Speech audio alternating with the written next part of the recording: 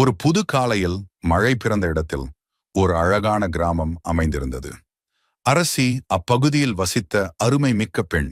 அவள் தன் இனிய வாழ்க்கையை பரிபாலிக்க பணிந்து வேலை செய்து கொண்டிருந்தாள். ஒரு நாள் அந்த கிராமத்தில் ஒரு மர்மமான மந்திரவாதி வந்து சேர்ந்தான். மந்திரவாதி அழகிய குரலில், வணக்கம், என் அன்புள்ள கிராமத்தவர்கள். நான் உங்களுக்கு ஒரு மகத்தான உதவி செய்ய வருகிறேன். பேஜா கவலையுடன், உங்களுக்கு என்ன தேவையோ நாங்கள் உதவுவோம். சிரிப்புடன், நீங்கள் உண்மையிலேயே உதவ விரும்புகிறீர்களா? உங்களுக்கு ஒரு சிறிய சோதனை உள்ளது. திவேஜா அந்த சோதனையை நிறைவேற்றுவதற்கு தீர்மானித்தாள். மந்திரவாதி, எனக்கு 3 எட்டுக்கீல் தேவை.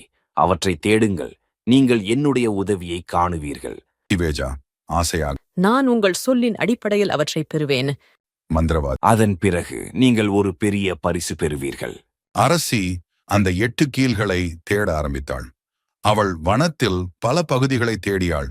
அசத்தலான மற்றும் கொஞ்சம் பயமுறுத்தும் அனுபவங்களை சந்தித்தாள். நிகழ்ச்சியின் மையம் ஒரு கதிரவன் காடுகள், செடியின் அஸ்திவாரம் மற்றும் அங்குமில்லாத சக்திகளை வெளிப்படுத்தி அரசி பணி ஒன்றை முடிக்கவில்லை.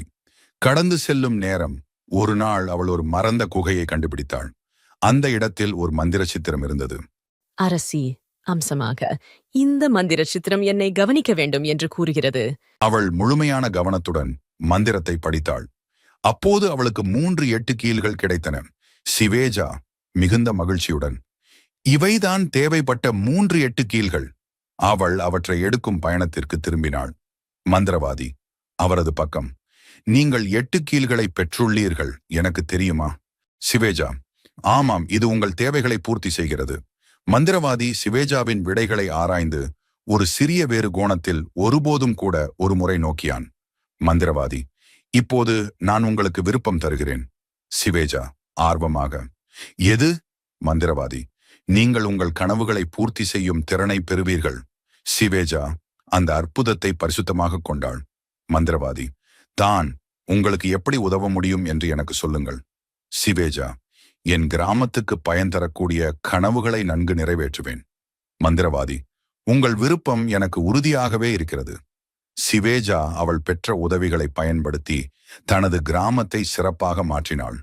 முடிவாக அவள் தனக்கே வேண்டிய அற்புதமான சக்திகளை பெற்றுவிட்டாள். அந்த நாள் முதல் சிவேஜா கிராமத்துடன் ஒவ்வொரு நாளும் மகிழ்ச்சியுடன் வாழ்ந்தாள். மந்திரவாதி குழந்தைகள் போன்ற சிரிப்பு, நான் எனது நபர்களுக்கு எப்போது உதவ வேண்டும் என்பதற்காக நம்பிக்கை ஊட்டுவேன். அதனால் நாம் எப்படி முயற்சிகள் மற்றும் உதவிகளை பெற்றால் அவற்றை எவ்வாறு நன்கு பயன்படுத்த வேண்டும் என்பதை கற்று